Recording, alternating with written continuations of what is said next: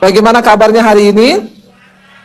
Tuhan sudah mengucapkan janji kepada Abraham bahwa dia akan memberikan satu negeri yang berlimpah susu dan madu kepada bangsa Israel, kepada umat kesayangannya. Ya, tetapi untuk bisa menggenapi dan merasakan semua itu terjadi dalam kehidupan bangsa Israel, ada bagian yang harus mereka lakukan.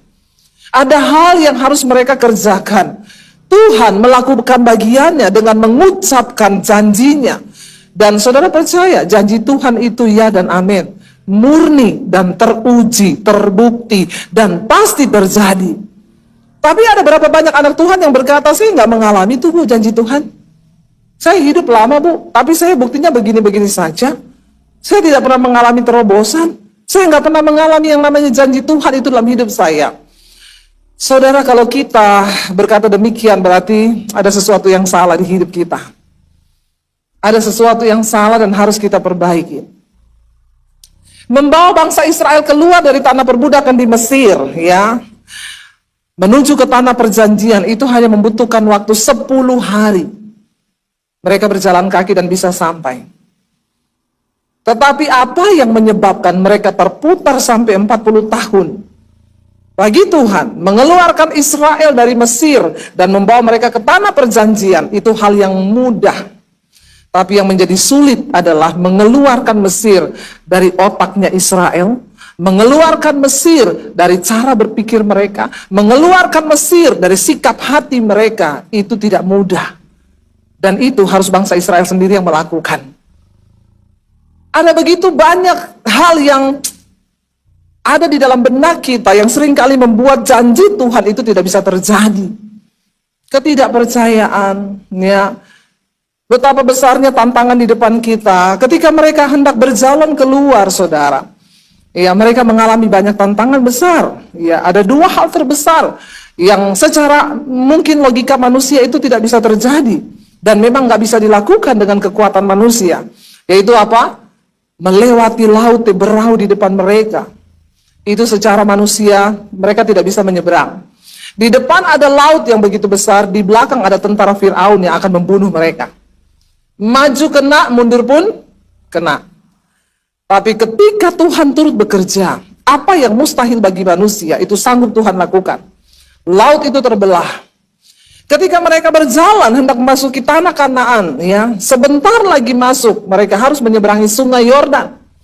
Sungai yang besar pada zaman itu. Ya, dan Tuhan berkata, kali ini turun ke air. Waktu kaki masuk ke dalam air, maka sungai itu akan terbelah dan menjadi bendungan. Tuhan tidak mengeringkan dulu laut seperti laut berau. Masih ada air yang mengalir deras dan Tuhan bilang turun. Dan di situ bangsa Israel harus benar-benar percaya akan janji Tuhan. Ketika mereka baru keluar dari Mesir, Tuhan bilang kepada Musa, ayunkan tongkatmu dan laut itu akan terbelah menjadi jalan. Baru mereka turun. Tapi ketika sudah mendekati tanah Kanaan, mereka sudah berjalan 40 tahun di padang gurun. Ada begitu banyak hal yang sudah Tuhan nyatakan. Ada begitu banyak prinsip yang sudah Tuhan rubah. Dan generasi pertama dari bangsa Israel semua sudah mati di padang gurun karena ketidakpercayaan. Sehingga yang bisa masuk tanah perjanjian hanya yang berusia 20 tahun ke bawah. Yang lain mati. Mati di padang gurun. Begitu banyak ajaran Tuhan. Selalu Tuhan menyatakan diri dan berkata, aku ini Allah yang hidup yang engkau sembah. Dan aku sanggup melakukan segala perkara. 40 tahun ternyata ya membuat bangsa Israel imannya itu sudah mulai bertumbuh. Sehingga ketika mereka akan menyeberangi sungai Yordan, Tuhan tidak mengeringkan sungai itu terlebih dahulu. Tuhan bilang kepada Yosua, suruh para imam turun di tengah derasnya air sungai Yordan. Dan akhirnya saudara mereka turun. Ya, mereka tidak berkata, Tuhan, iya ya kalau saya turun ini berhenti nggak airnya ya? Atau saya nih ke bawah hanyut nih ya? Mereka dengan iman melakukan apa yang Tuhan suruh. Ternyata perjalanan 40 tahun, melihat semua sudah mati terbunuh oleh ketidakpercayaan, itu mampu membuat iman mereka bertumbuh. Dan di tengah derasnya air, mereka mulai turun di sungai itu. Dan ketika kaki mereka menginjak air, Alkitab mencatat, sungai itu berhenti mengalir menjadi bendungan dan mereka mulai menyeberang menuju ke tanah perjanjian. Saudara, ada usaha yang harus kita lakukan. Tuhan sudah menyatakan bahwa Dia berkata, rancanganku bagiku, rancanganku bagimu itu rancangan damai sejahtera. Aku akan memberikan kepadamu hari depan yang penuh dengan harapan. Tapi banyak orang Kristen berkata, saya tidak mengalami itu. Kenapa? Karena engkau tidak melakukan bagianmu. Tuhan sudah melakukan bagiannya. Dia mengucapkan janji. Dan bagaimana kita bisa menerima janji itu? Ayo lakukan bagian kita. Hidup dalam ketaatan. Percaya kepada firman Tuhan. Nah, hari ini saudara, saya ingin kita membaca. Ya, kenapa bangsa Israel itu mereka tidak mengalami janji Tuhan, bahkan satu generasi dibunuh loh, dibunuh di padang gurun. Karena mereka bersungut-sungut. Karena mereka tidak percaya pada Tuhan. Karena mereka tidak pernah bersyukur. Mari kita buka bersama Filipi pasal yang kedua, ayat yang ke-14 sampai ayat yang ke-16. Tuhan ingatkan kepada kita hari ini saudara. Ya, Filipi pasal 2 ayat yang ke-14 sampai ayat yang ke-16. Firman Tuhan berkata di sana demikian, kita baca bersama 1, 2, 3. Lakukanlah segala sesuatu dengan tidak bersungut-sungut dan berbantah-bantahan. Supaya apa? Supaya kamu tiada beraib dan tiada bernoda. Sebagai anak-anak Allah yang tidak bercela di tengah-tengah angkatan yang bengkok hatinya dan yang sesat ini. Sehingga apa? Sehingga kamu bercahaya di antara mereka seperti bintang-bintang di dunia, sambil berpegang pada firman kehidupan, agar aku dapat bermegah pada hari Kristus, bahwa aku tidak percuma berlomba dan tidak percuma bersusah-susah. Rasul Paulus menulis sebuah surat yang isinya adalah firman Tuhan bagi jemaat di Filipi. Dia berkata, saudara, lakukan segala sesuatu dengan tidak bersungut-sungut dan berbantah-bantah. Seringkali kita tidak mengalami janji Tuhan di hidup kita karena mulut ini suka bersungut-sungut. Lawan katanya bersungut-sungut itu apa? Bersyukur. Orang yang suka bersungut pasti tidak suka bersyukur. Orang yang suka bersyukur pasti tidak mau bersungut. Saudara, ini dosa kelihatannya biasa loh. Tapi itulah yang membinasakan bangsa Israel itu di tanah di padang gurun, dan mereka tidak bisa melihat janji Tuhan. Mungkin bagi kita merasa di rumah tangga kita ribut-ribut suami istri itu biasa kok. Ya, kita ribut sampai ada yang ribut nggak omongan sampai 1 minggu, nggak omongan sampai 1 bulan. Tapi saya percaya di sini tidak ada. Amin. Tidak ada yang ngaku. Ya, mengaku di dalam hati saja. Ya, jangan sampai saudara kita pikir itu biasa. Ternyata kita nggak pernah lihat janji Tuhan. Hidup begitu terus, dapat uang habis, entek. Buat bayar cicilan, bayar utang, udah nggak ada lagi. Ya, stres lagi. Tuhan mau loh, kita ini hidup berkelimpahan. Supaya kita menjadi berkat bagi banyak orang. Jangan mau saudara, rugi. Hidup di dunia ini singkat. Kenapa kita nggak bisa melihat janji Tuhan? Dia berkata, rancanganku itu rancangan kebaikan, damai sejahtera. Dan aku datang untuk memberikan kepadamu hidup di dalam segala kelimpahan. Ya, saya mengalami saudara. Saya ikut Tuhan, ndak enak terus, ya. Dalam masalah keuangan itu, waduh ya saudara, pas-pasan terus. Kadang saya bilang, Tuhan ya, hidup kok kayak gini banget loh. Tapi kalau Tuhan mau proses saya Tuhan. Kalau ada yang belum lulus, biar saya mengalami itu. Makanya sekarang saudara, kalau ada jemaat datang, Bu, saya ini dikejar-kejar debt collector, Bu. Saya tanya, berapa lama dikejar debt collector? Sudah 6 bulan, Bu. Saya 2 tahun.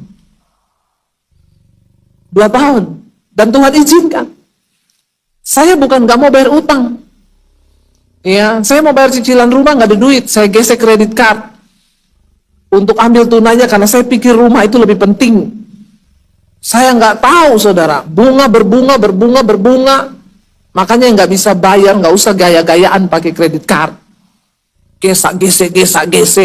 Begitu mau bayar, nyesek. Ya, jangan. Hari-hari ini benar firman Tuhan berkata, jangan berhutang apapun. Kalau nggak ada duit, nggak usah. Amin.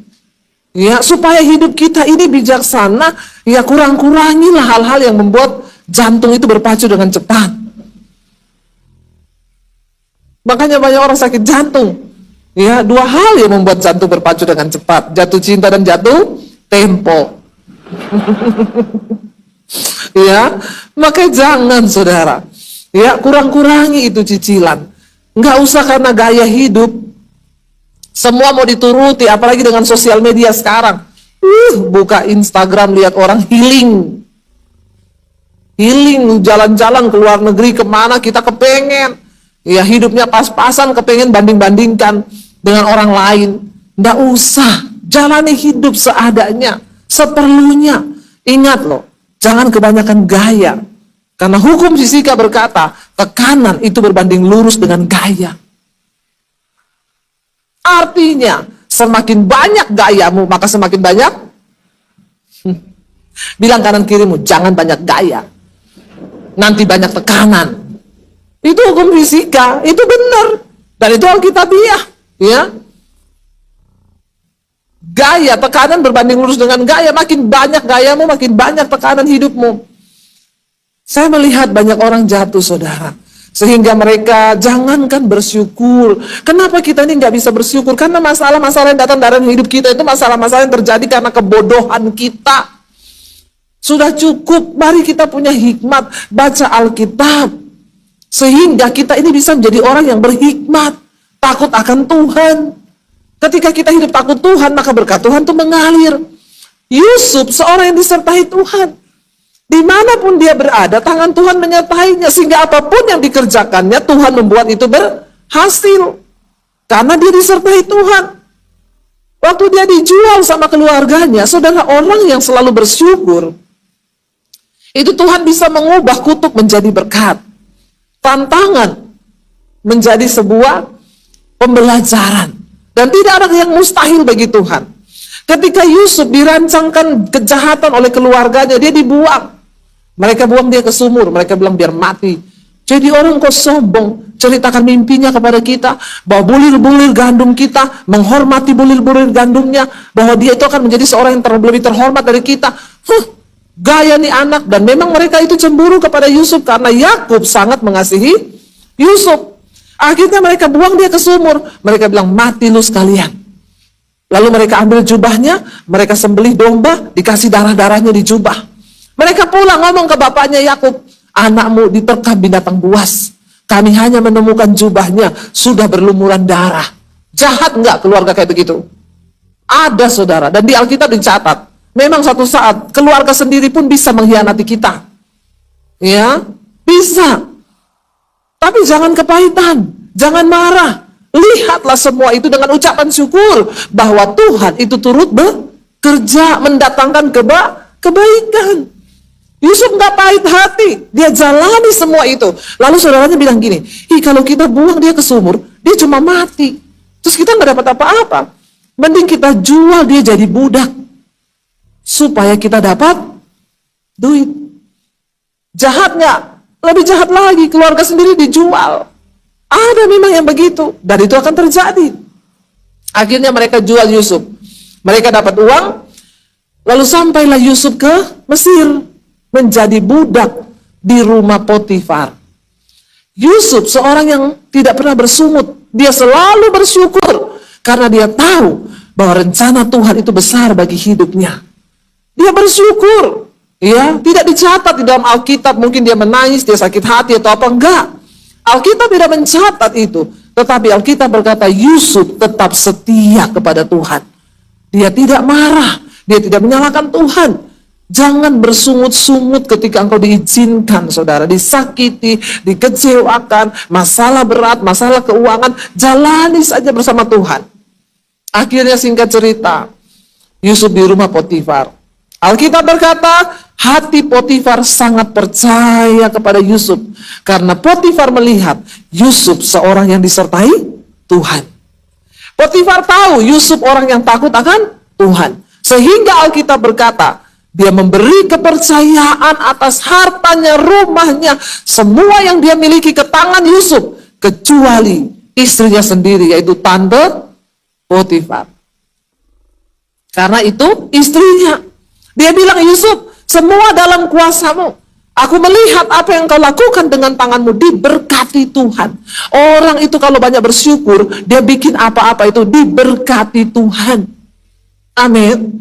Tapi kalau mulut kayak kaset rusak, ya radio rusak saudara, itu bikin jauh berkat. Bertobat kalau ada ibu-ibu yang ya, apalagi bapak-bapak. Bapak-bapak, engkau tidak ditakdirkan untuk cerewet. Ya, biar ibu-ibu saja yang cerewet. Tapi survei membuktikan di atas 50 tahun itu ketukar. Nah, ketukar. Ini memang ini berdasarkan ilmu kesehatan. Laki-laki ya, di atas usia 50 tahun itu hormon testosteronnya menurun, hormon laki-lakinya. Yang naik hormon estrogen, hormon perempuan.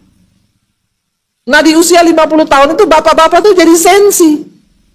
Lebih perasa, ya, lebih minta diperhatikan, lebih minta dihargai, ya, nanti cerewet, apa-apa dicerewetin.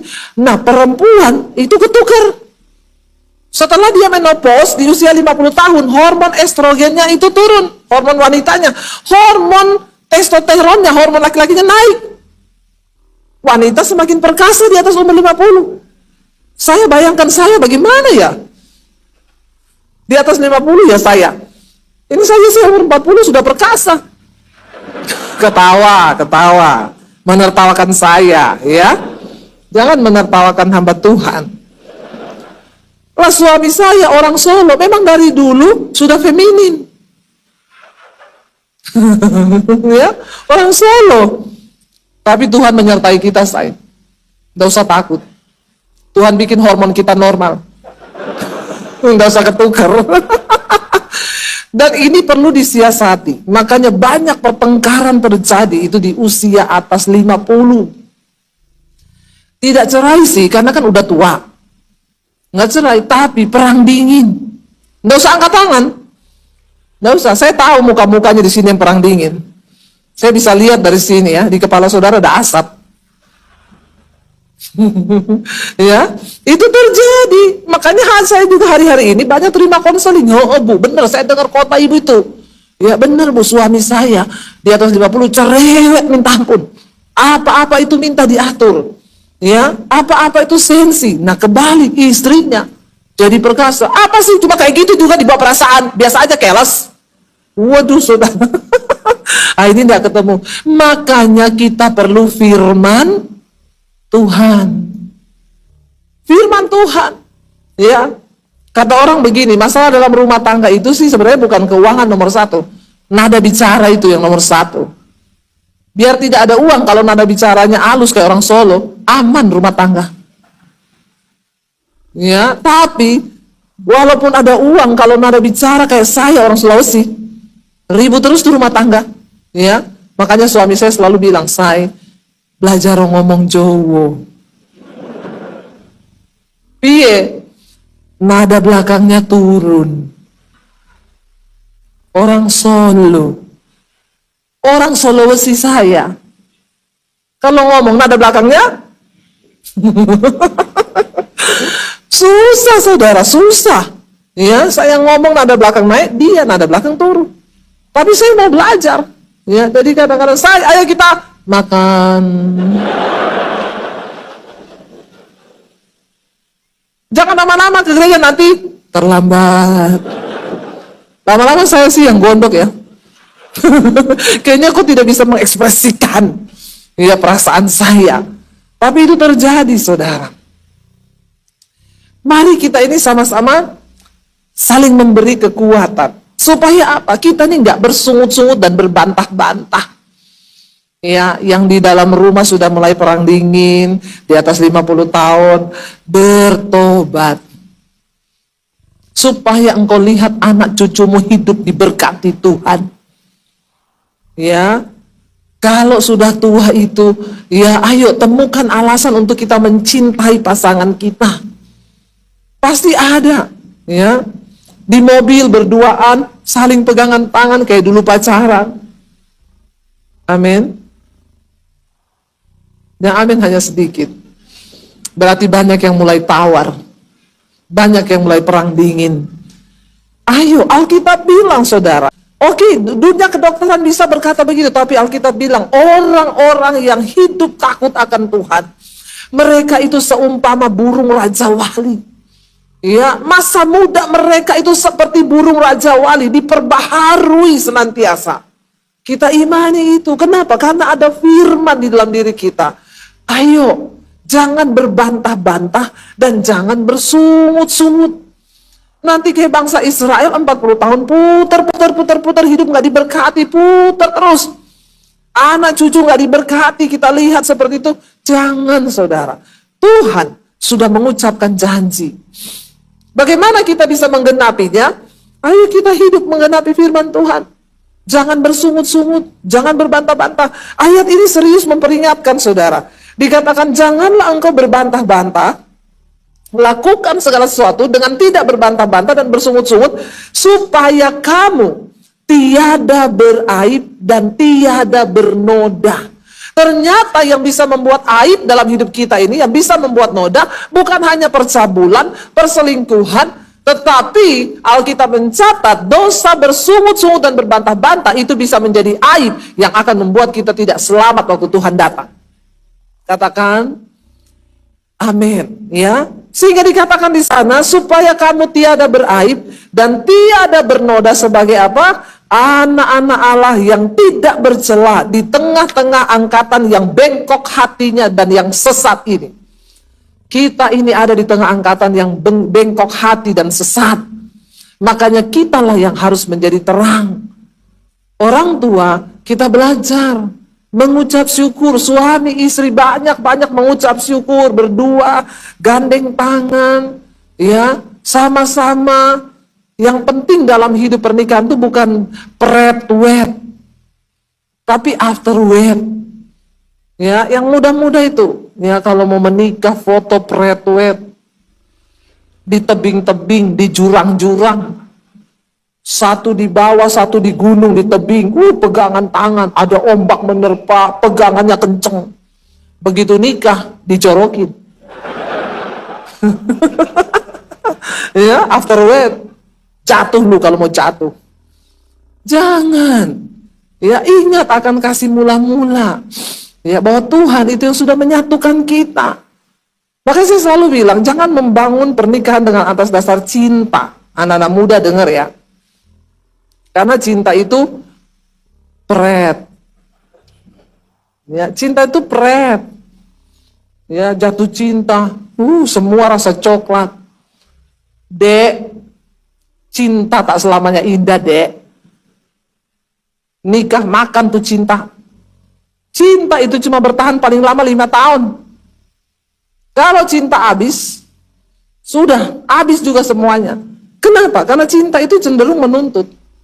Waktu yang dituntut sudah habis, nggak ada lagi. Ya udah, pisah, ribut. Tapi kita harus membangun pernikahan di atas dasar kasih. Karena kasih itu nggak pernah menuntut, tapi memberi tanpa berharap kembali. Itu kasih. Ayo mengerti firman Tuhan, supaya janji Tuhan bisa terjadi dalam hidup kita. Saya nggak tahu, sore ini saya banyak berbicara tentang rumah tangga ini. Ya, pemulihan di dalam rumah tangga. Berarti banyak yang mulai ribut-ribut ini. Ya. Saya menikah dengan suami saya. Sebuah kerinduan bagi saya pertama kali kita menikah. Ya. Kan bulan madu, saudara. Semua madu di situ. Manis semua. Saya bangun pagi, sayang, ini kopimu loh, say. Suami saya bilang, terima kasih sayang. Say. Pret. Ya, aku udah masak loh, say. Kesukaanmu apa? Ya, masakin. Akhirnya saya mulai hamil, punya anak, ya, urus anak 1. Baru 1 tahun hamil lagi, kejar tayang. Hamil 2, 1 tahun lagi hamil lagi. Akhirnya punya anak 3. Mau pakai pembantu nggak ada duit. Urus sendiri. Anak 3, saya urus sendiri tanpa pembantu. Sekarang, anak 1, babysitter 3. Nih yang terjadi sekarang ini, bertobat ya. Ibu-ibu urus anakmu dengan tanganmu. Supaya engkau bisa memberkati dia. Ya. Saya tuh lihat satu kali tuh saya lagi di kolam renang, ada ibu-ibu ya. Datang bawa anaknya, babysitternya 3. Anaknya 1 ekor loh. Babysitternya 3. Yang 1 bawa tas pakaian, yang 1 bawa makanan, yang 1 bawa mainan. Itu anak di gerobak, mamanya main HP. Mamanya main HP. Sus, udah makan dia? Udah bu, udah kasih susu. Mamanya gitu terus saudara. Rasa-rasanya mau saya baptis di kolam renang ini mamanya ini. Saya lihat dia ya. Karena saya agak kepahitan dengan masa lalu. Saya urus anak 3, nggak pakai suster, saya sendiri. Dia ini anak 1, suster 3 loh. Ini kan kebangetan ya saudara. Lu nggak tahu itu suster kalau kasih makan, mungkin kau tidak lihat ya apa yang dia bilang sama anakmu nangis. Kita nggak tahu mungkin sudah dikutuk atau apa. Ya, didik dengan tanganmu sendiri. Ya, selama masih bisa, ayo ya Tuhan bilang dari kecil didik anak-anakmu ya. Beri sebanyak waktu mungkin kepada anak-anak ya, sejak engkau dalam kandungan tumpang tangan. Saya urus sendiri. Mulai saudara, akhirnya kita tuh bulan madunya mulai berkurang, madu mulai menipis. Ya, ketika madu mulai menipis, bahkan habis, yang tersisa tinggal lebah. Ya, nggak ada madu-maduan lagi, pokoknya lebah. Apalagi saya dari Sulawesi, lebah hutan. Itu kalau menikam sakit saudara. Ya, saya udah urus anak, urus rumah, urus bersih-bersih ini. Suami saya teriak, "Say, kopi." Dalam hati saya, punya tangan 2, punya kaki 2. Sama kan? Ambil sendiri di dapur, bikin sendiri. Ada tangan, ada kaki. Nggak lihat apa istri ini lagi urus anak. Dulu say, kopi. Ini say, pret. Itu cinta itu. Dengar yang muda-muda ini ya. Ada tangan, kaki sendiri, urus. Dia ke dapur, bikin kopi. Ini kopinya yang mana ya? Gulanya yang mana? Gula di botol yang ada tulisan garam. Ih, kenapa gula ditulis garam? Biar nggak ketahuan semut. Kan kayak kau di HP, Yanti kau tulis Yanto. Jangan tepuk tangan bapak-bapak. Ya, itu tuh yang terjadi nih bapak-bapak. Nggak usah ngaku, nggak usah. Ya, di tulisan Yanto, ya. Yanto padahal Yanti. Ya, di HP-nya itu banyak tukang sedot gas, tukang sedot WC, tukang gas. Ya, nggak tahu itu padahal siapa semua itu. Tapi di bapak-bapak di sini tidak ada. Insya Allah, Pak. Itu terjadi, saudara. Ya, ketika madu mulai habis, ya itu yang terjadi. Suami saya bilang, sekarang kok galak banget ya? Galak, nggak ngerti apa, nggak ada pembantu, terus anak sendiri. Ya, membantu-bantu istri. Tapi saya itu loh, kepala kantor, turun ke dapur, masak, bikinin mami saya susu, kopi. Nggak kayak kamu, suami kok karunianya bos. Suami saya balas, mak saya itu loh, mak saya. Istri yang luar biasa. Melayani papa tuh kayak raja. Papaku tuh tinggal minta apa aja. Nasi, nggih. Kerupuk, nggih. Ya. Semua nggih. Gondok nggak saya? Gondok. Lalu kita mulai membanding-bandingkan kan. Saya bilang, ya sudah kalau gitu nikahkan saja makmu sama papiku. Biar rumah tangga mereka jadi rumah tangga yang luar biasa. Susah saudara. Ya. Sumut-sumut, berbantah-bantah. Ya. Nggak ada damai sejahtera. Berkat semakin jauh, keuangan seret, tiap hari ribut. Saya pikir-pikir, lama-lama saya capek ya kayak gini. Saya ini hamba Tuhan loh. Suami saya juga pelayan Tuhan. Kita nih ketemu di gereja, kurang kudus apa coba? Bayangan saya, kita ketemu di gereja, pasti berantemnya, haleluya kau. Puji Tuhan. Harusnya kan pendeta berantemnya begitu kan? Kalau udah emosi, dasar, sikan, bahasa roh keluar. Ya, ternyata itu semua tidak terjadi. Pendeta juga manusia.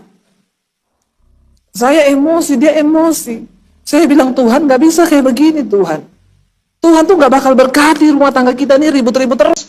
Janji Tuhan tuh gak akan terjadi Tuhan. Saya berdoa, saya buka hati, tolong Tuhan, apa yang harus saya lakukan? Saya buka Alkitab, dapat ayat.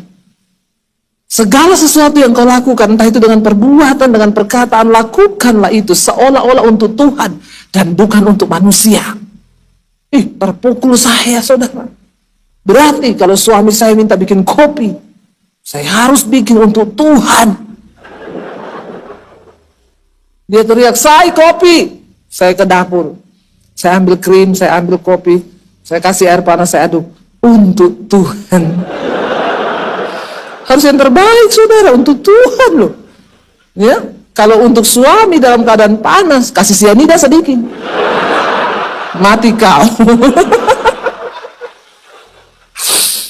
Ya, tapi karena untuk Tuhan, mana kita bisa kasih buat Tuhan yang tidak terbaik? Tapi itu firman Tuhan yang ngomong, semua yang kamu lakukan dengan perbuatan ataupun perkataan, lakukanlah itu seolah-olah untuk Tuhan, maka engkau akan mendapatkan berkatnya dari Tuhan. Amin. Jangan cuma amin-amin di sini. Pulang lakukan. Ya, lalu saya mulai coba berubah. Saya bikin ya, dulu beresin rumah, gondok saudara. Urus anak 3, bersih-bersih rumah ya. Bikin emosi, suami menuntut begini. Saya belajar melakukan. Ngepel untuk Tuhan. Jadi kinclong, gak bersungut-sungut. Saya masak untuk Tuhan. Akhirnya saya berubah. Waktu saya berubah, suami juga berubah. Toto dia bilang, "Say, aku bikinin kamu kopi loh. Gak tahu ini enak atau tidak ya. Tapi aku bikinin dengan cinta." Iya kan? Kalau pret, siapa itu yang ngomong pret? Siapa itu ngomong pret ya? Berani ya ngomong pret sama saya ya?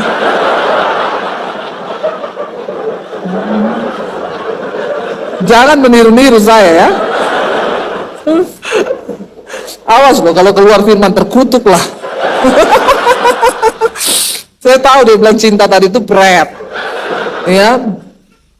Iya saudara, ketika kita berubah itu nggak usah saling nuntut. Kenapa kita sering berbantah-bantah, bersungut-sungut? Karena kita menuntut orang lain itu menjadi seperti yang kita mau.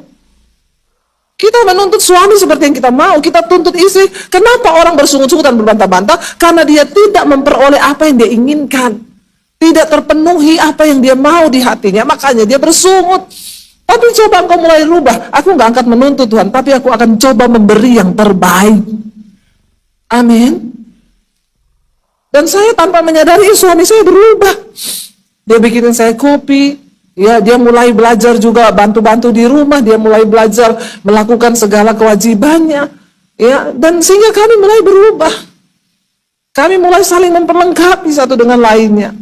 Kami mulai saling mengisi satu dengan lainnya. Dan tidak berbantah-bantah dan bersungut-sungut. Engkau berbantah, engkau bersungut di rumah, jauh janji Tuhan. 40 tahun bangsa Israel berputar, bahkan mati semua di padang gurun. Karena mulut nggak bertobat, marah, bersungut. Setiap kali ada masalah, marah. Kita ini udah nggak pernah makan daging di sini. Ya, kenapa kita ini dibawa ke padang gurun? Kenapa Musa, engkau bawa kami dari Mesir? Mending kau bawa lagi kami kembali ke Mesir. Mulutnya itu loh saudara. Ya, tidak tahan, bersungut-sungut. Firman Tuhan berkata, jangan kamu lakukan supaya engkau tidak beraib dan tidak bernoda. Kita ini sedang menanti kedatangan Tuhan. Orang mau bilang apa tahun ini, tahun apapun, tahun kegelapan, tahun kesuraman. Bagi orang yang mau sungguh-sungguh hidup, mengucap syukur, dia akan melihat pertolongan dan pembelaan Tuhan tepat pada waktunya. Saya ini bukan hanya bicara, saya sudah mengalami janji-janji Tuhan terjadi dalam hidup kami. Ya, kami ini udah mau jual rumah pandemi, nggak tahu mau hidup dari mana, nggak ada tabungan. Kalau saya bersaksi itu benar, saya bilang nggak ada tabungan, benar saya nggak ada tabungan, saudara. Ya, bingung mau hidup apa. Tapi saya bilang sama suami, yang terburuk kita jual rumah di Solo, kita di Jakarta, kita pulang ke Solo. Jangan pernah salahin Tuhan atau keadaan. Kita bersyukur karena masih ada rumah yang bisa dijual. Tetap bersyukur. Dulu nggak ada rumah yang bisa dijual. Sekarang kalau kita jual rumah, ada rumah yang bisa dijual. Jadi bersyukur. Seringkali orang Kristen itu terbentuk dengan hal-hal yang menjadi lumrah dan menjadi tradisi. Kita dengar kalau ada orang bilang, nanti datangnya ibadah ucapan syukur di rumah saya. Oh, ucapan syukur apa? Anak saya lulus loh. Ya, dia diterima di perguruan tinggi yang terbaik. Tapi pernah nggak saudara dengar, nanti datang ucapan syukur ya? Kenapa? Anak saya gagal. Loh, padahal kan itu Alkitabiah loh. Amin. Orang datang ngomong, nanti kita ucapan syukur ya, kenapa? Suami saya dipromosikan, naik pangkat, dapat fasilitas, dapat gaji yang terbaik. Ya, jadi saya bikin ibadah ucapan syukur. Tapi kita nggak pernah dengar orang bilang, nanti datang ya ucapan syukur di rumah saya, kenapa? Suami saya dipecat. Loh, itu Alkitabiah nggak? Alkitabiah bersyukur. Ya, bersyukur. Nanti datang ya. Kenapa? Saya ada ucapan syukur loh. Aduh, usaha suami saya tuh sukses. Sekarang buka cabang lagi, jadi kami ucapan syukur. Pernah nggak saudara dengar? Datang ya di rumah saya ucapan syukur. Ada apa ya? Suami saya bangkrut. Nggak pernah tuh ada orang bersyukur. Saudara, semua yang Tuhan izinkan terjadi di hidup kita ini perlu kita syukuri. Makanya ada yang datang, Bu Debbie, doakan kami Bu. Kenapa? Kami ini 20 tahun loh jadi pengusaha, sukses terus, untung terus, baru tahun ini kami rugi. Saya bilang, puji Tuhan, haleluya 12 kali. Loh kok Ibu begitu? Ya iya, bersyukur Pak. Bu, kalau Bapak sama Ibu tidak rugi, tidak cari saya kan? Nggak cari Tuhan kan? Kenapa Tuhan buat rugi? Supaya cari Tuhan. Dan itu Alkitabiah. Karena Alkitab berkata, ada waktu untung, ada waktu rugi. Kalau untung terus itu nggak Alkitabiah. Ada lagi, Bu Debbie, saya itu lagi bangkrut, saya pengusaha sukses, Bu. Sekarang saya terlilit utang, saya mau bunuh diri. Tapi heran setiap kali mau bunuh diri, muncul muka Ibu Debbie. Dalam hati saya, Fred, saya bilang, saya sedih loh. Kenapa ketika kamu terlilit utang dan mau bunuh diri baru muka saya muncul? Coba kalau kamu dapat uang 20M, terus muka Bu Debbie muncul terus. Nah itu dari Tuhan itu. Pret. Ya biasa jemaat begitu, kalau susah baru ingat pendeta. Kalau lagi diberkati lupa diri, tapi bukannya di sini Jakarta. Di sini semua jemaat luar biasa. Ingat Tuhan terus, ingat pendeta terus. Amin. Insya Allah. Ya, iya saudara. Nah kalau nggak begitu kan nggak cari Tuhan. Ini hidup, ya. Mari kita bersyukur atas segala yang terjadi. Mau itu enak, mau tidak enak, bersyukur. Kenapa? Sebab di balik setiap masalah pasti Tuhan punya rencana. Ya, supaya kita nggak beraib, nggak bercacat. Kita lihat bersama 1 Tesalonika 5 ayat yang ke-18. 1 Tesalonika 5 ayat yang ke-18, firman Tuhan berkata begini, ya, 1 Tesalonika ayat 18, baca bersama 1, 2, 3. Mengucap syukurlah dalam segala hal, sebab itulah yang dikehendaki Allah di dalam Kristus Yesus bagi kamu. Apa yang Tuhan kehendaki bagi kita? Mengucap syukur dalam segala hal. Bukan cuma yang baik, bukan cuma waktu engkau beli rumah, bukan cuma waktu engkau dinaikin pangkat, waktu engkau turun pangkat pun harus bersyukur. Itu yang Alkitabiah. Tapi kita ini sudah diprogram dari sana, kalau baik itu baru bersyukur. Jadi saya mau dengar nih ada jemaat bikin ucapan syukur. Kenapa? Anak saya tidak lulus. Itu top itu.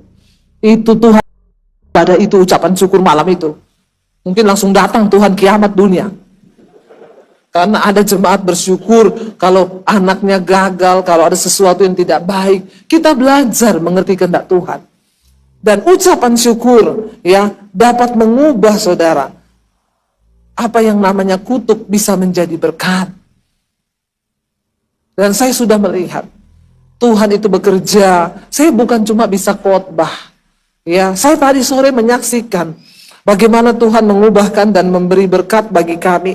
Ya, ketika kami lagi bangun studio, uangnya dibawa lari 300 juta. Ya, sama pemborong.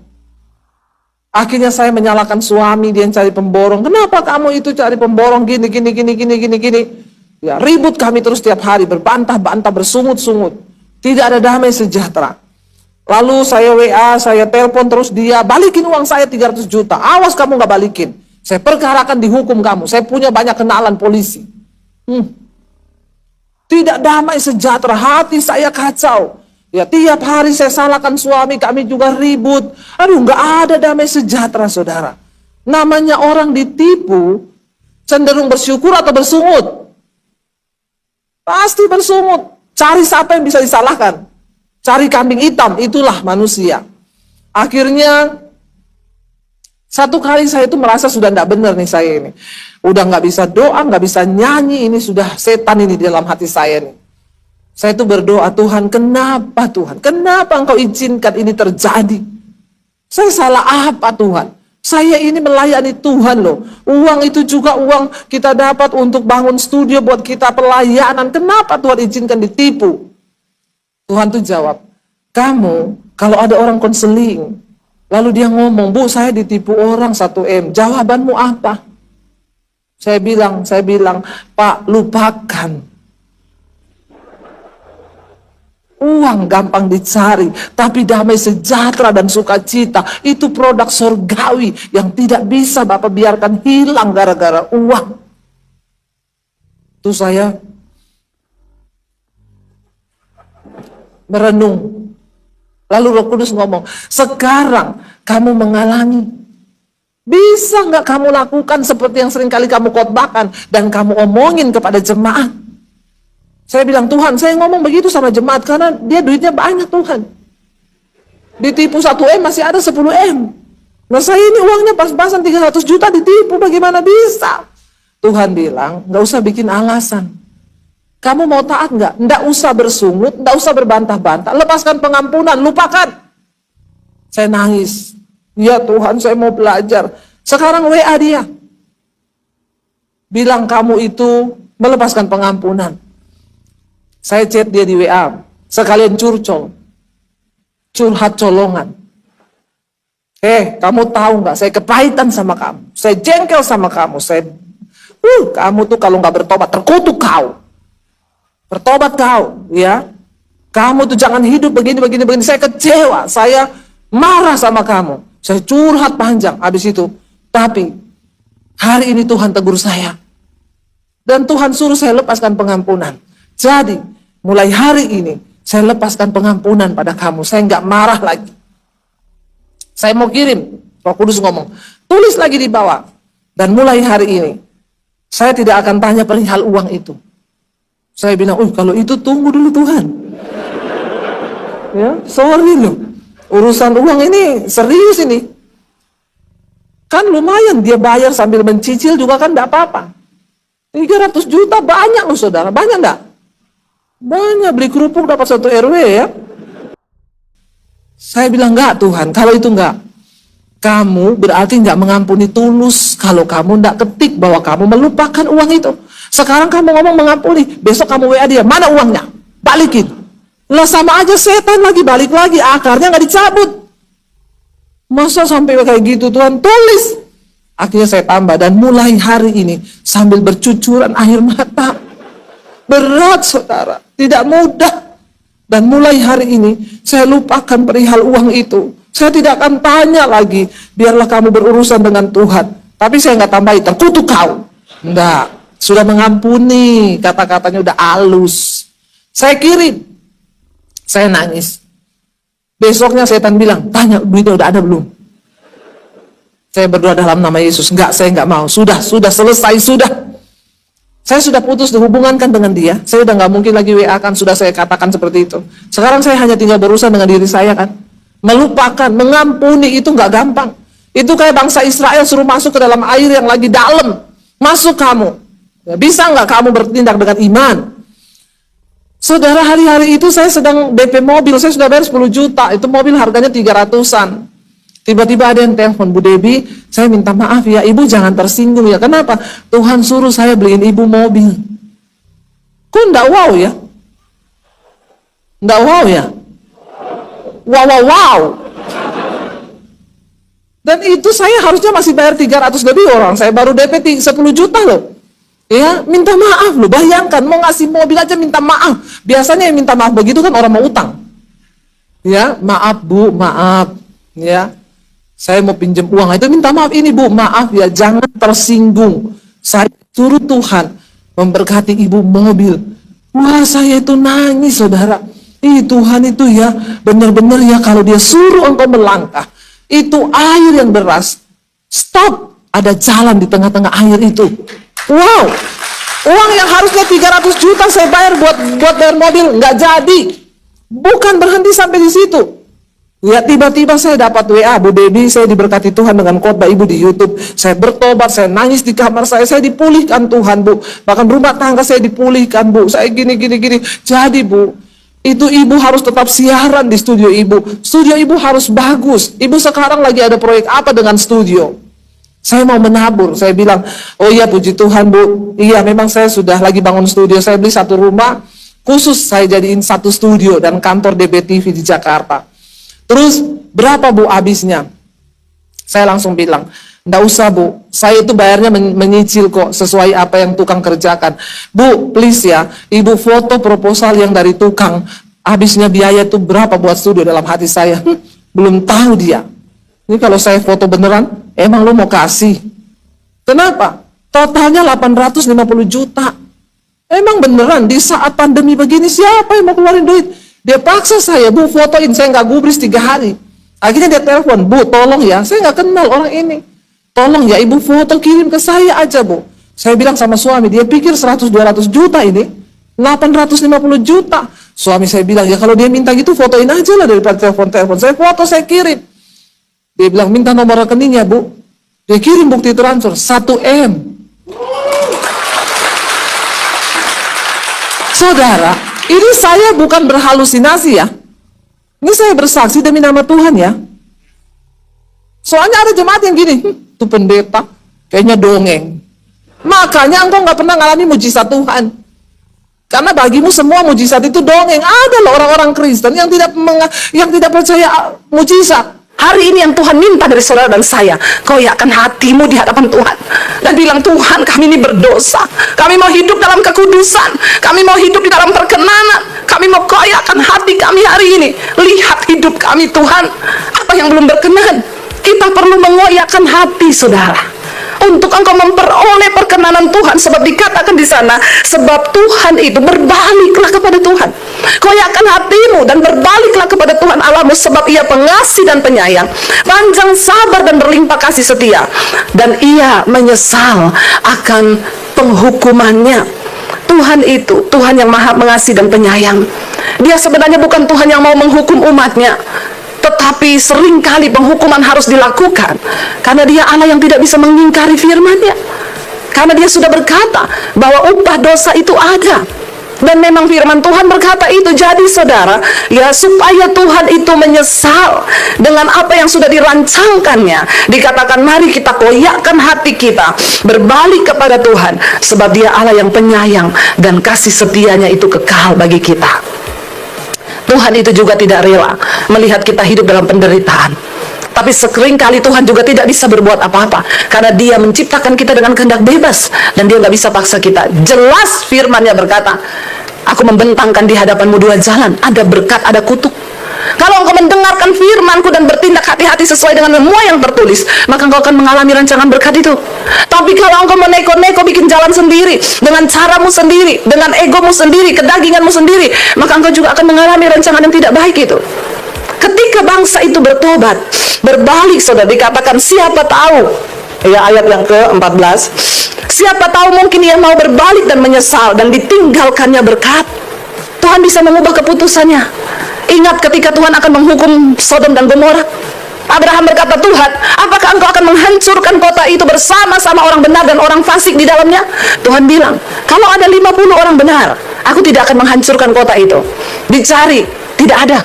Tuhan bilang, Abraham bilang, kalau 40 Tuhan, kalau ada 40 aku tidak akan binasakan. Dicari 40 orang benar di kota itu, tidak ditemukan. Kalau 30 Tuhan, oke 30 aku tidak akan binasakan. Dicari 30 tidak ketemu. Kalau 20 Tuhan, nggak ada. 20 nggak ketemu. 10 orang di kota Sodom dan Gomora yang masih hidup benar dan berkenan pada Tuhan tidak ditemukan. Sampai akhirnya Tuhan terpaksa melaksanakan keputusannya. Saudara, hari ini Tuhan sedang mencari di atas bangsa kita orang-orang yang mau menangis bagi bangsa ini. Makanya setiap malam di mesbah doa kita terus berdoa buat bangsa negara, buat TNI Polri. Kita terus berdoa, Tuhan bersihkan bangsa ini, bersihkan bangsa ini. Kenapa Indonesia diluputkan, saudara, hari-hari ini? Di negara-negara lain sudah banyak terjadi krisis. Karena saya yakin dan percaya masih ada anak-anak Tuhan yang mau hidup benar dan berdiri di atas bangsa ini. Walaupun itu hanya segelitir, tapi saya berdoa supaya hari ini, saudara, hatimu terkoyak dan engkau mau berkata, aku mau Tuhan menjadi orang benar yang berdiri di atas bangsa ini. Saya baru pulang dari Gorontalo, saudara. Di Gorontalo kami melakukan seminar hamba Tuhan dan juga KKR. Gorontalo kota hijau. Gerejanya hanya 26. Yang membuat saya sedih ketika mau melakukan itu, tantangan datang bukan dari orang luar. Puji Tuhan, panitia bekerja luar biasa, spanduk di tengah-tengah kota dibentangkan, saudara, berkat kerjasama panitia dengan pemerintah setempat. Tapi sayangnya justru tantangannya datang dari para pendeta. Kenapa bikin acara-acara begini? Ngapain? Perpecahan gereja. Itu yang menyebabkan kita ini nggak bisa menuai. Bangsa ini sudah menguning, saudara. Tapi kenapa penuaian tidak terjadi? Gereja yang satu berantem dengan gereja yang satu, merasa satu paling benar, satu paling benar. Sampai karena itulah Yesus berkata, doa Yesus yang terberat itu apa? Satukan tubuhku. Yesus berdoa sampai hari ini supaya gereja Tuhan bersatu. Kalau kita tidak pernah bersatu, saudara, bentrok satu dengan yang lain, curi jiwa sana sini, akhirnya apa yang terjadi? Penuaian itu tidak akan terjadi. Tapi yang menghibur saya, saudara, kemarin di Gorontalo, maaf, orang-orang berjilbab datang ikut KKR. Dari Buddhis datang ikut KKR. Mereka maju menyerahkan diri berdoa. Saya tanya, kenapa kamu datang? Saya sering nonton khotbah ibu di YouTube. Saya datang ke sini dengan ketakutan, Bu. Karena saya tahu saya akan dikucilkan oleh keluarga. Tapi Roh Kudus menjamah saya. Dan saya mau terima Yesus sebagai Tuhan dan Juru Selamat. Saya berdoa, saudara, buat mereka. Orang-orang yang bukan Kristen. Mereka datang, mereka dituai. Kenapa Tuhan izinkan pandemi ini terjadi? Sekarang pelayanan media dibuka Tuhan, pintu-pintu yang tidak terjangkau. YouTube bisa masuk sampai ke kamar-kamar tidur, menjangkau orang-orang yang tidak terjangkau. Ketika kita gereja Tuhan sudah tidak peka lagi dengan pergerakan Tuhan, maka Tuhan bisa punya cara, berbagai cara. Saya melihat kemarin di KKR itu, saya kantang alkohol, anak-anak kecil maju, saudara. Videonya tadi bisa diserahkan. Saya pengen saudara lihat cuplikan kemarin kita ada di Gorontalo. Ya, saudara, secara manusia capek, saya baru datang dan tanggal 7 kami akan berangkat ke Poso di Tentena. Kami satukan semua hamba Tuhan. Ini waktunya saya tangkap hati Tuhan. Makanya orang tanya, ibu buka gereja? No, saya mau menjadi sahabat gembala. Kita sama-sama gandeng tangan, satukan semua gereja dari berbagai denominasi. Lalu di Toraja kami bikin 1350 pendeta datang. Kami bergandeng tangan berdoa untuk kota Toraja. Ya, di Toraja ada masjid, saudara. Ya, Masjid Mu'alaf. Itu khusus bagi orang-orang dari Kristen. Dan penuh. Kita berdoa, saudara, supaya kita juga hari-hari ini punya api itu. Kalau bisa ditayangkan videonya, saudara, kita lihat ya. Saya menangis, saudara, melihat video ini. Bagaimana anak-anak kecil itu datang kepada Tuhan. Dan Tuhan berkata, aku akan mencurahkan rohku kepada anak-anak. Saya tidak mengerti anak ini menangisi apa, tapi air matanya bercucuran. Dia terus nangis, saudara. Ya, anak-anak datang menyerahkan hidup mereka kepada Tuhan. Coba, dan apa yang ditulis, ya itu sedang digenapi. Saya pengen tayangkan foto yang dari samping yang saya doakan. Ada satu foto, saudara. Ya, saya sengaja tidak ambil mukanya, tapi hanya dari samping, karena yang tadi saya cerita. Jadi saya melihat bagaimana Tuhan itu sedang bekerja, dan apa yang ditulis di Alkitab dari kitab Yoel ini benar-benar terjadi. Ketika bangsa itu bertobat, saudara, dikatakan di sana, ya tadi kita sudah baca, kemudian pada hari itu, Yoel 2 ayat 28, akan terjadi bahwa aku akan mencurahkan rohku ke atas semua manusia, maka anak-anakmu laki-laki dan perempuan, mereka akan bernubuat, orang-orangmu yang tua akan dapat mimpi, teruna-teruna, hamba-hamba, laki-laki dan perempuan, tidak peduli mau dia pembantu, mau dia sopirmu, ketika dihinggapi oleh roh Tuhan, di akhir zaman itu semua akan terjadi. Saudara, ya bahkan akan ada tanda-tanda di langit. Kita melihat zaman semakin hari harusnya membuat kita ini semakin peka dan introspeksi diri. Kita tidak punya waktu yang lama, itu yang saya tangkap, makanya saya terus bergerak, saudara. Capek, yes, capek, ya, terbang sana sini, ya, tapi sukacita ketika melihat yang seperti itu tadi. Tuhan, yes, rohmu sedang bekerja. Kita semua terpanggil untuk masuk di pergerakan Tuhan di akhir zaman, saudara. Ya, dan saya berdoa kepada Tuhan untuk kita semua hari-hari ini. Tuhan juga mau pakai saudara. Engkau tidak perlu menjadi pendeta untuk berdiri di mimbar ini. Lihat sekelilingmu. Ada begitu banyak tuaian yang harus engkau tuai. Tapi kita terlebih dulu yang harus menjadi pelaku firman. Supaya pelayanan kita berdampak, hidup kita berdampak, perkataan kita berdampak. Dan kita bisa menuai banyak jiwa bagi Tuhan. Di dalam Alkitab, janji Tuhan itu begitu banyak, saudara, ya. Janji akan pemulihan, janji akan penyertaan, janji akan kesembuhan, itu sudah ada dalam Alkitab. Tetapi di sini dikatakan dengan jelas Tuhan itu tidak lalai. Siapa yang mengajari Tuhan?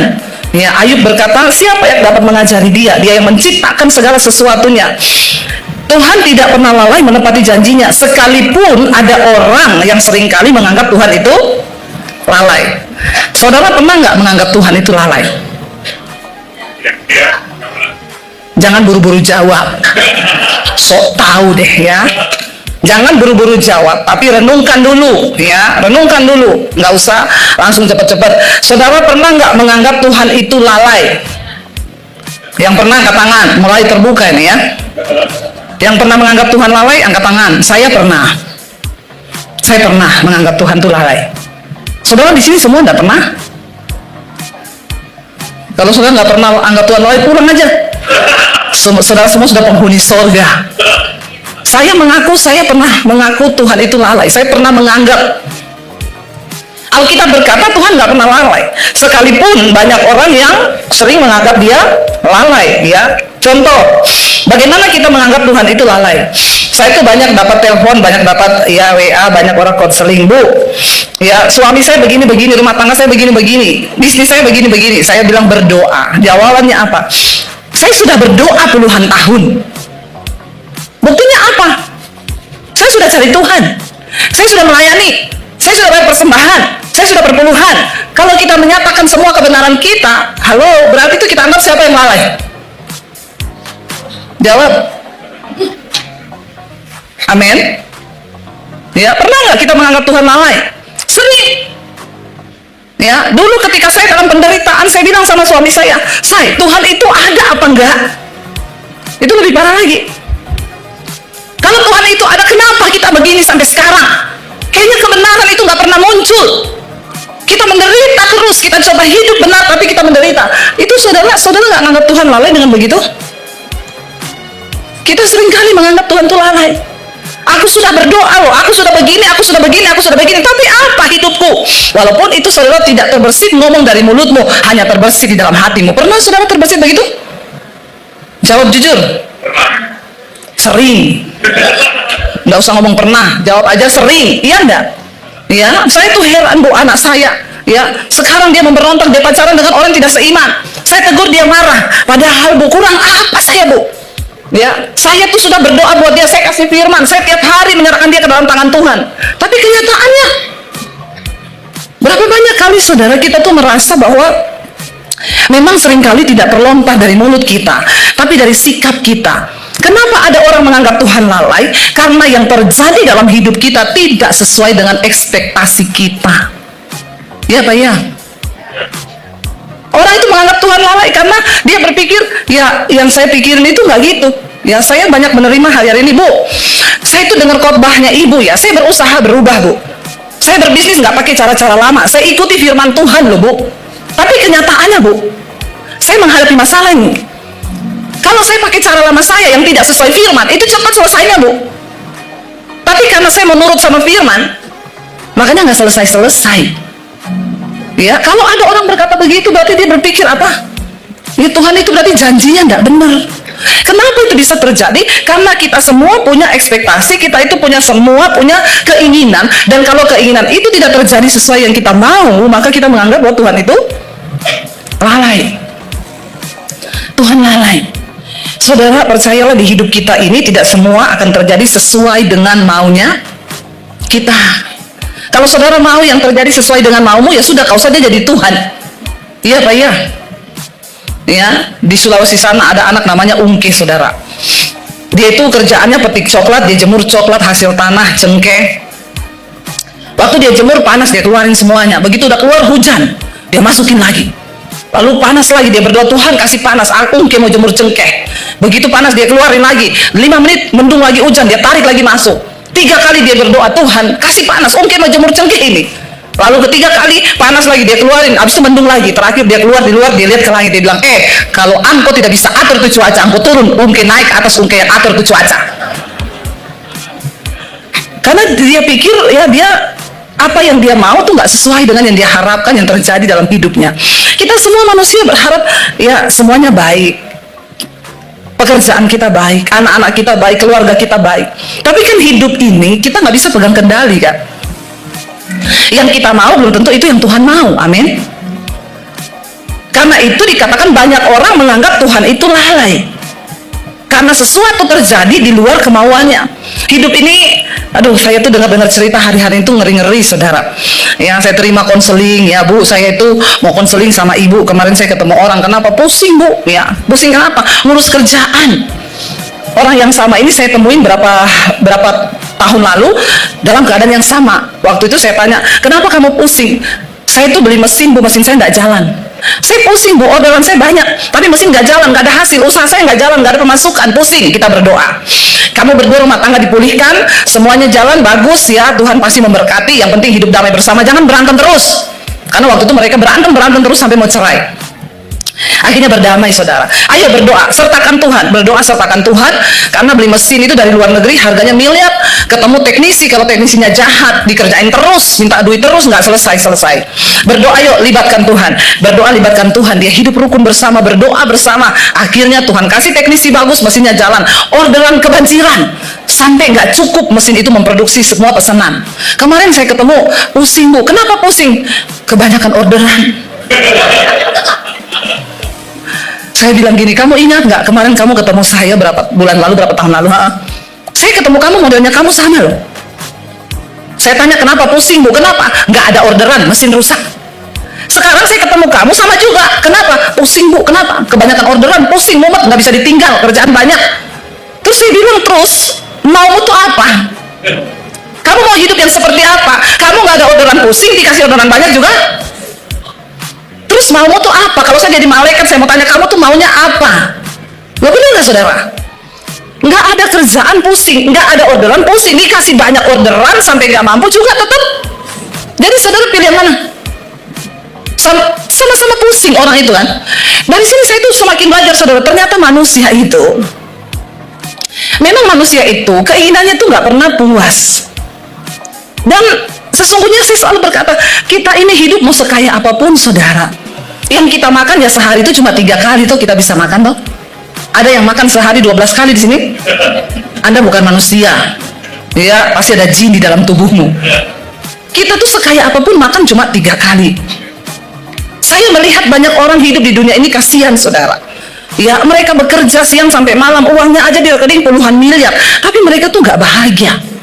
Lalu apa sih arti hidup ini? Sampai banyak yang menuduh Tuhan itu lalai.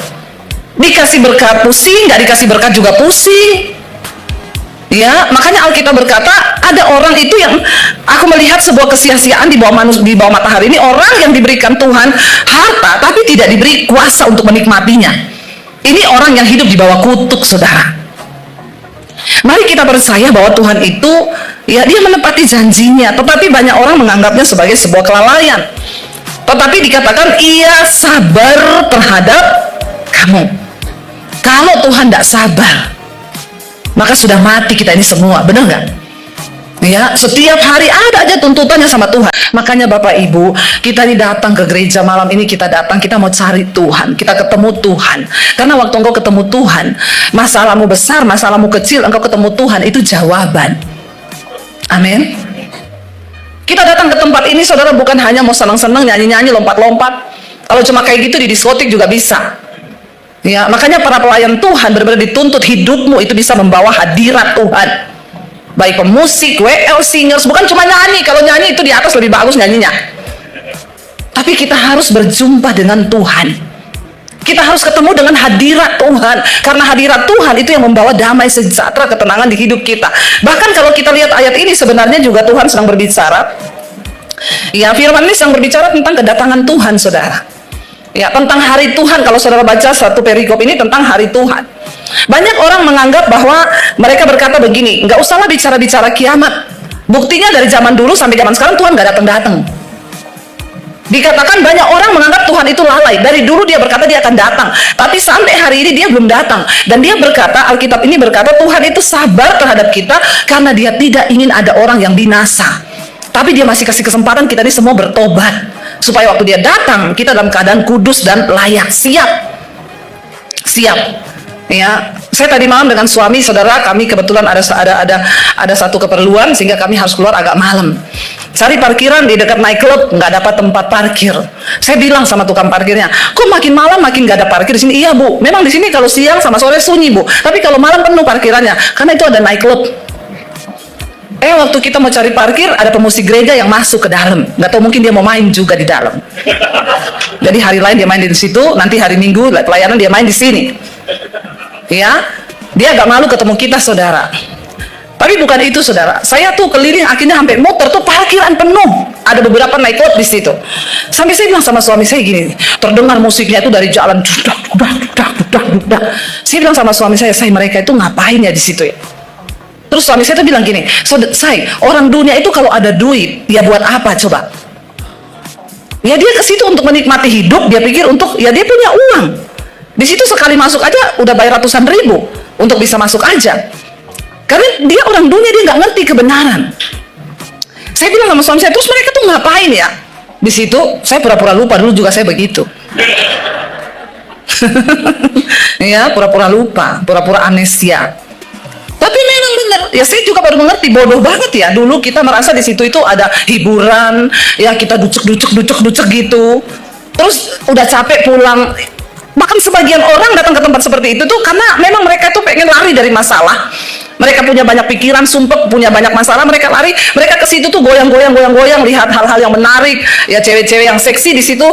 Tapi dia pikir dia pulang masalahnya selesai, enggak, saudara. Ya, makanya hari-hari ini kita perlu Tuhan. Gereja pun perlu menjadi tempat untuk Tuhan hadir. Karena kalau kita cuma pinter nyanyi-nyanyi, main musik, buat apa? Di tempat bagi Tuhan malah kadang orang lebih terhibur loh. Salah satu hal yang menarik dalam gereja adalah orang ketemu Tuhan. Orang ketemu hadirat Tuhan. Karena hanya Tuhan yang membuat hidup orang itu berubah. Katakan, amin. Ya, dan saudara di sini dikatakan bahwa saya tadi malam tuh dapat kiriman video ilustrasi kalau perang nuklir itu terjadi. Dia menggambarkan kalau Rusia itu jadi perang nuklir dengan Amerika. Bakalan terjadi itu apa, saudara? Lalu dibikin ilustrasinya, nuklir itu ditembakkan. Bumi ini nanti itu, ya kita bayangkan aja waktu Jepang itu Hiroshima dan Nagasaki dibom nuklir. Itu kehancurannya seperti apa, saudara? Sampai Indonesia juga ya ikut merasakan imbasnya bagaimana. Perang nuklir itu sangat luar biasa, apalagi memang kalau sampai terjadi. Hari-hari ini kita melihat, saya membaca nih Jepang membuang limbah ini kan. Saudara ikut berita atau cuma nonton TikTok? Ikut pergerakan, ikut berita kan, nonton berita kan. Kita perlu nonton berita dunia, jangan cuma nonton drama Korea terus, amin. Kenapa kita perlu nonton berita dunia? Supaya kita tahu ini apa yang mau terjadi, tanda zaman ini apa. Ya, ini Jepang lagi membuang limbahnya ke laut, limbah nuklir. Lalu saya mulai lihat nih beberapa laut tuh menemukan ikan-ikan pada mati semua. Ya, lalu Korea memberikan ancaman kalau sampai laut kami tercemar, kami tembakkan nuklir nanti. Nih semua apa-apa negara itu sekarang bicaranya nuklir loh.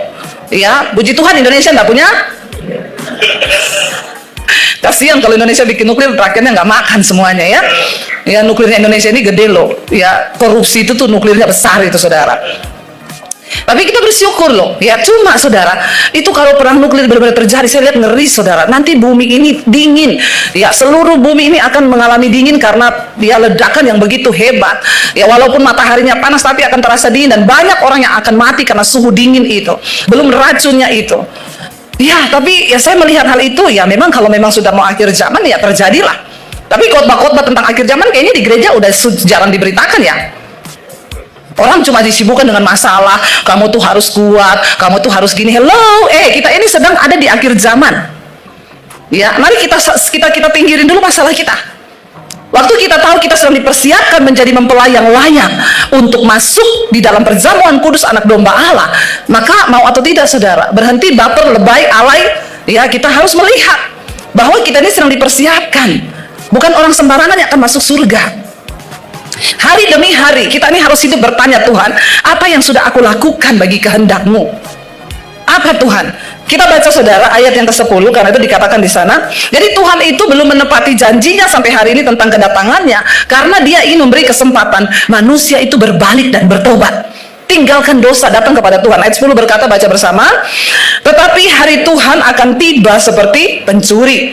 Pada hari itu langit akan lenyap dengan gemuruh yang dahsyat, dan unsur-unsur dunia akan hangus dalam nyala api, dan bumi dan segala yang ada di atasnya akan hilang lenyap.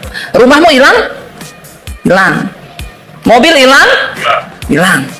Semuanya akan hilang lenyap. Perhatikan dikatakan, tetapi hari Tuhan akan tiba seperti pencuri. Kemarin di Palu terjadi gempa 6,3 skala Richter. Palu yang pernah mengalami tsunami hebat, likuifasi, itu tanah terbelah saudara, dan benar-benar itu ya waktu kita datang ke sana, keluarga saya masih di Palu semua, ada satu perumahan yang benar-benar terkubur hidup-hidup. Sekarang itu jadi tanah lapang, nggak ada apa-apa. Padahal dulu itu perumahan padat penduduk. Waktu gempa itu terjadi likuifasi, ada lumpur yang keluar dan semua rumah itu jatuh ke dalam dan terkubur hidup-hidup. Itu terjadi loh, itu terjadi. Kemarin ketika gempa lagi menggoncang di tempat yang sama titiknya, semua orang berlari keluar ketakutan. Tapi kayaknya memang Tuhan perlu bikin begitu, karena sekarang mulai lupa lagi. Mulai lupa lagi, yang selingkuh mulai selingkuh lagi. Sekarang homo banyak lagi, yang homo-homo, yang lesbi banyak, yang pelakor mulai banyak lagi. Ya, gereja tidak sungguh-sungguh berdiri, gereja nggak sungguh-sungguh berdoa. Ya, gereja itu hanya jadi nggak tahu apa sekarang. Ya perlu, Tuhan itu bikin begitu, perlu untuk ingetin lagi. Ya, adik saya telepon, gimana aman? Ya, gimana aman ya? Kita lari keluar dari rumah, itu loteng bunyinya krok. Dan yang mereka ingat langsung, waduh, peristiwa itu. Mayat bergelimpangan, orang hilang saudara karena ditelan bumi. Alkitab bilang itu belum ada apa-apanya. Ya, belum ada apa-apanya. Hari Tuhan akan datang seperti pencuri. Ya, kalau seperti pencuri dikatakan itu berarti nggak ada satu orang pun yang tahu. Nggak ada pencuri datang ngomong-ngomong, nanti malam saya mau datang ke rumahmu ya, mau ngapa? Mau nyuri. Nggak ada. Namanya pencuri itu datang diem. Ya, tiba-tiba dia datang, nggak ada yang kasih tahu dia datang. Pada hari itu langit akan lenyap dalam gemuruh yang dahsyat, dan unsur-unsur dunia akan hangus dalam nyala api. Ini yang tulis Alkitab loh, bukan saya. Saudara, kalau dikatakan bahwa pada hari itu langit akan lenyap, gemuruh yang dahsyat, unsur dunia akan hangus dalam nyala api, kira-kira itu pemandangan yang seperti apa? Wow, itu menakutkan sekali. Menakutkan sekali. Ya, langit lenyap, tiba-tiba gemuruh yang hebat turun, dan dunia ini akan hangus dalam nyala api. Ya, dan bumi dan segala yang ada di atasnya akan hilang lenyap. Ya, bayangkan saudara kalau itu terjadi. Saya hanya pengen kita bangun dari tidur. Ingat, kita harus sungguh-sungguh mempersiapkan hidup kita menjelang kedatangan Tuhan. Ayat yang ke-11 dikatakan di sana, baca bersama ayat yang ke-11. Apa respon kita? Ayat 11 berkata 1, 2, 3. Jadi jika segala sesuatu ini akan hancur secara demikian, apa? Betapa suci dan salehnya kamu harus hidup. respon kita untuk menyambut kedatangan Tuhan akhir zaman di depan mata, ya semua itu akan hancur dengan cara demikian. Betapa suci dan salehnya kamu harus hidup. Mari kita berdoa supaya kita sungguh-sungguh hidup di dalam kekudusan. Tinggalkan dosa, saudara. Jangan engkau bermain-main dengan dosa, kenajisan, percabulan, kepahitan, amarah, semua hal yang berbau dosa. Mari kita buang dan bereskan hidup kita sebelum Tuhan datang kali yang kedua. Karena hari itu akan datang seperti pencuri. Kalau hari ini masih ada waktu, beresin. Saudara punya kepahitan sama siapa? Beresin. Kita berdoa sungguh-sungguh. Minta sama Tuhan, lawatan Tuhan turun atas hidup kita. Semua akan hancur dengan cara yang demikian. Betapa suci dan salehnya kamu harus hidup. Jangan lagi bermain-main dengan Tuhan. Sudah cukup, saudara. Bertanya hari ini, Tuhan, apa yang sudah aku lakukan untuk kerajaan-Mu? Apakah aku ini hanya hidup sekedar hidup bagi diriku sendiri? Aku mau berlari, Tuhan, menggenapi semua apa yang Tuhan mau untuk aku lakukan. Kita semua terpanggil hari-hari ini, Bapak Ibu. Mari jangan cuma duduk datang jadi jemaat yang bikin panas kursi gereja, lalu nggak ada hidup kita dampak apa-apa. Mari kita buka mata. Saya hari-hari ini digerakkan Tuhan untuk ingetin jemaat. Ingetin tentang kedatangan Tuhan yang sudah mendekat. Karena hari-hari ini khotbah-khotbah tentang kedatangan Tuhan, tentang kekudusan sudah hampir hilang di dalam gereja. Kita sibuk dengan permasalahan, kita sibuk dengan apa yang iblis tipu hari-hari ini. Penderitaan, persoalan, padahal kita lupa ada begitu banyak hal besar yang harus kita lakukan menjelang hari Tuhan yang mendekat. Ayo kita berlomba, Bapak Ibu. Ya, setidaknya siapa yang ada di sampingmu hari ini, keluargamu, anakmu, saudaramu, engkau bisa kirim firman lewat WA kepada anak-anakmu. Ya, kasih tahu kebenaran firman.